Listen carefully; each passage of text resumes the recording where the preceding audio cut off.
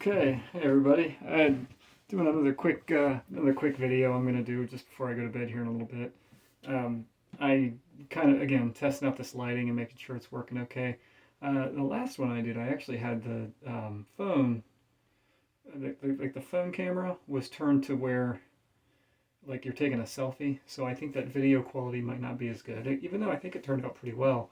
I want to test this way and see, just see if there's any difference there. But I thought of a thing I wanted to bring up real quick. So I was just in Chicago. I went and picked my wife up from Chicago, and a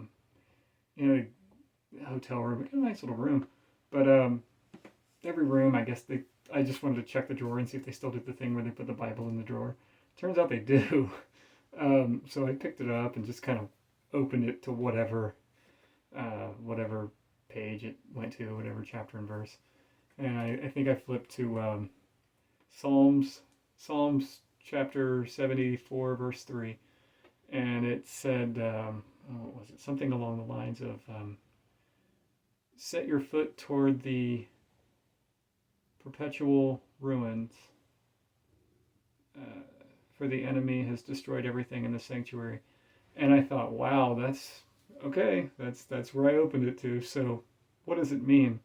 I think that Psalms, if I'm reading it correctly, it's a calling out to God from the people of Israel, and I can't remember who exactly. It might have been David or Solomon, but anyway, I'm not an expert on that, but yeah, just okay. So what does that mean? Does that mean? I mean, I take that as instruction to us as well.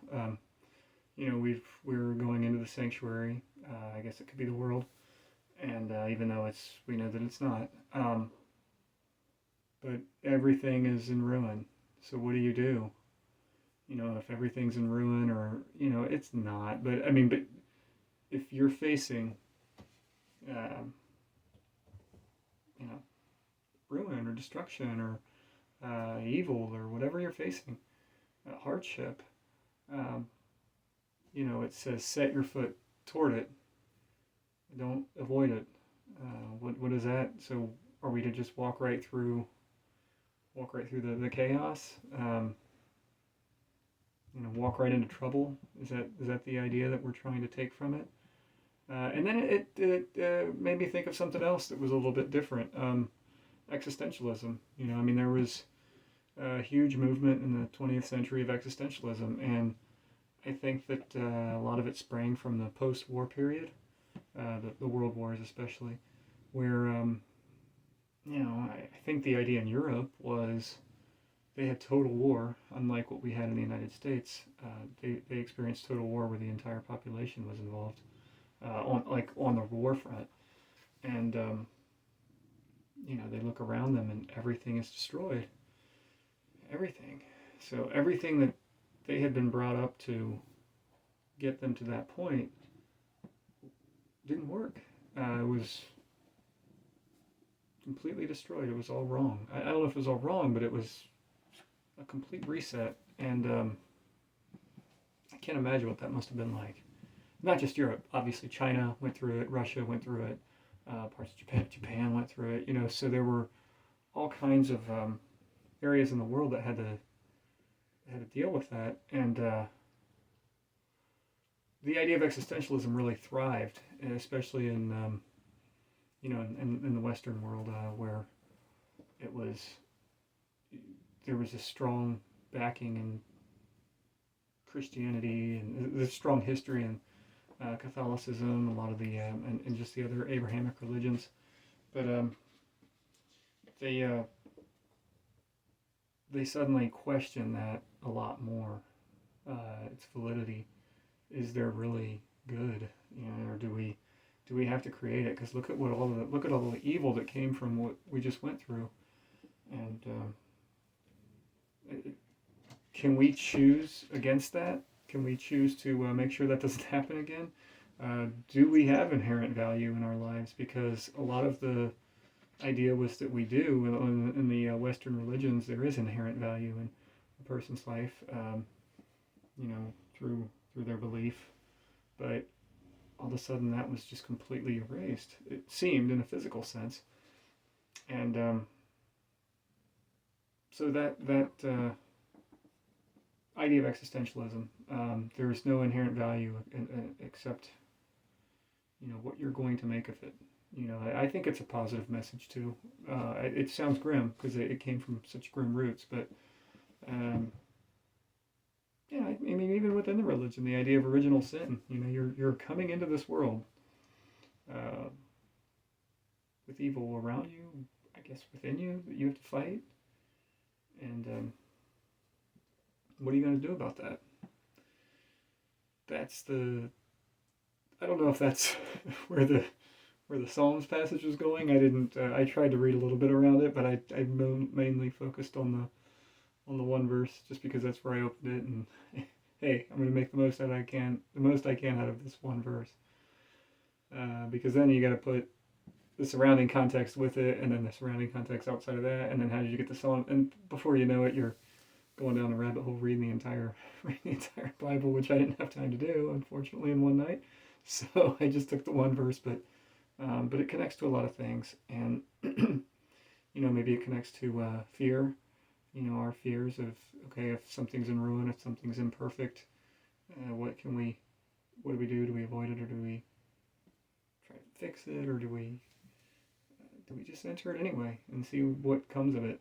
It says perpetual ruin. That's the entropy, where you leave a place sit for a period of time. It's not going to get better. It's going to get worse. You have to actually put in work and energy to make something better, because the natural state of things is to decay.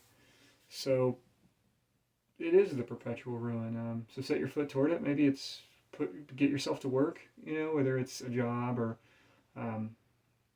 stuff around your house, or work on your relationships with people, or in my case, my cats are running around scratching the walls. Sounds like nails on chalkboard. But just